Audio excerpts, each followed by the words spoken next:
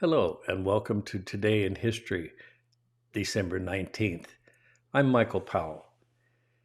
Today's story is rather apropos for this season of the year because it involves the publication of A Christmas Carol. On December the 19th of 1843, Charles Dickens's story A Christmas Carol was published. Dickens was born in 1812 and attended school in Portsmouth. His father was a clerk in the Navy Pay Office, but was thrown into debtor's prison in 1824, and the 12-year-old Charles was sent to work in a factory. The miserable treatment of children and the institution of debtor's jail became topics of several of Dickens's novels. In his late teens, Dickens became a reporter and started publishing humorous short stories when he was 21. In 1836, a collection of his stories, Sketches by Boz, later known as the posthumous papers of the Pickwick Club, was published. The same year, he married Catherine Hogarth, with whom he would have 9 children. The short sketches in his collection were originally commissioned as captions for humorous drawings by artist Robert Seymour, but Dickens's whimsical stories about the kindly Samuel Pickwick and his fellow club members soon became popular in their own right.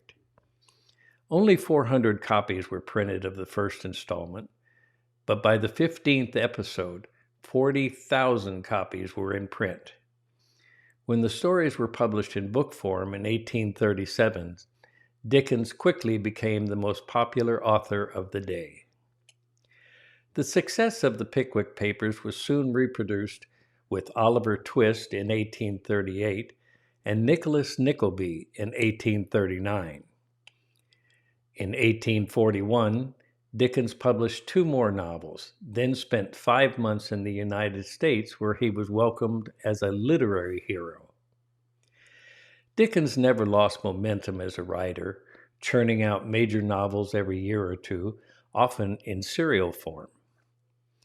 Among his most important works are David Copperfield in 1850, Great Expectations in 1861, and A Tale of Two Cities in 1859. Beginning in 1850, he published his own weekly circular of fiction, poetry, and essays called Household Words. In 1858, Dickens separated from his wife and began a long affair with a young actress. He gave frequent readings, which became immensely popular. Charles Dickens died in 1870 at the age of 58, with his last novel, The Mystery of Edwin Drood, still unfinished. And that story, as I say, was apropos for this time of year. I remember reading the book. I remember watching the movie, and I enjoyed it. So that's Today in History. I hope you enjoyed this story, and we'll come back tomorrow to see what happens on the next day in history. I'm Michael Powell, and thank you for watching.